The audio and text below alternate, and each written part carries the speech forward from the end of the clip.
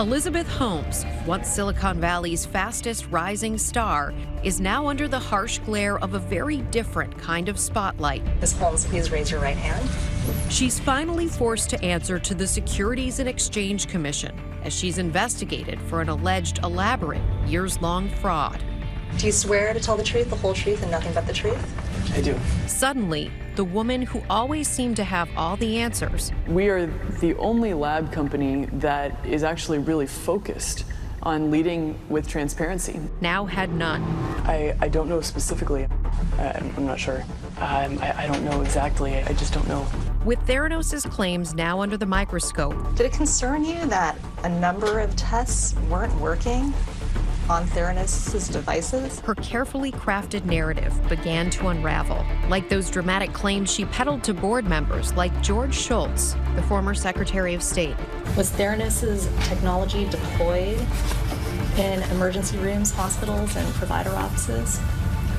No. Was a Theranos manufactured device ever deployed in the battlefield? No. Was it ever deployed in a medevac helicopter? No.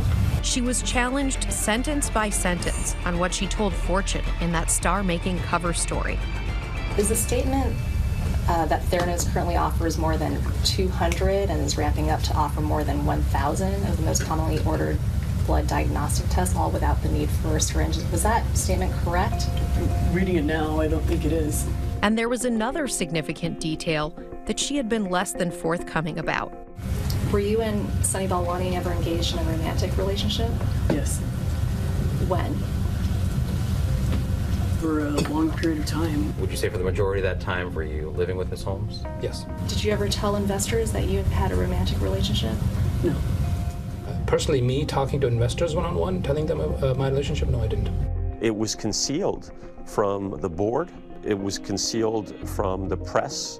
It was concealed from investors. You think it was intentional that they hid it? Oh, it was absolutely intentional.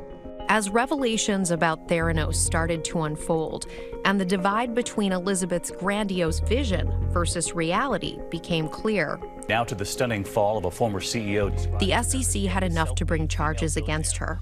And soon, so did the Department of Justice. Elizabeth Holmes and another former executive await a criminal trial. They face up to 20 years in prison. Elizabeth Holmes is stepping down as the chief executive officer. Holmes pleaded not guilty. By September 2018, the company was officially out of business. How big of a deal is this?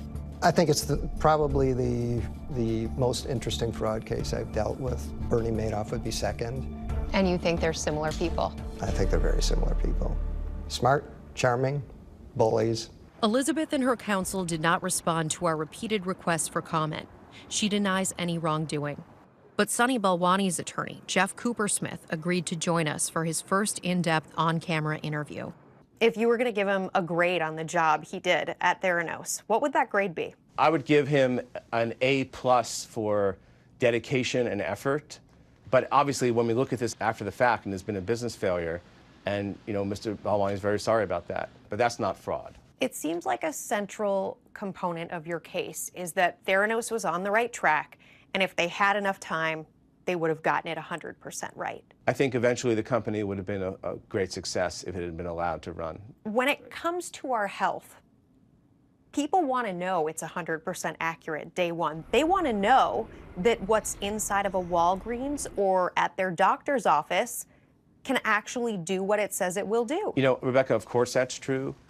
I think, though, the unfortunate thing is that in our system of healthcare, there's mistakes that are made every day. There's no perfect answer. A lot of people will say fake it till you make it. Fake it till you make it doesn't work in healthcare because you're talking about people's health. So many people wind up in jail for such little things. This is not a little thing. And it's also, not only did they fool the investors, they fooled the media, they fooled patients, they fooled doctors. But as Elizabeth herself once declared at a Forbes conference, she is not a woman who will go down without a fight. When you have that passion, You will get back up when you get knocked down, and you will get knocked down over and over and over and over again, and you win by getting back up. And I would start this company over 10,000 times if I had to. Stay with us. Hi everyone, George Stephanopoulos here. Thanks for checking out the ABC News YouTube channel. If you'd like to get more videos, show highlights, and watch live event coverage, click on the right over here to subscribe to our channel, and don't forget to download the ABC News app for breaking news alerts. Thanks for watching.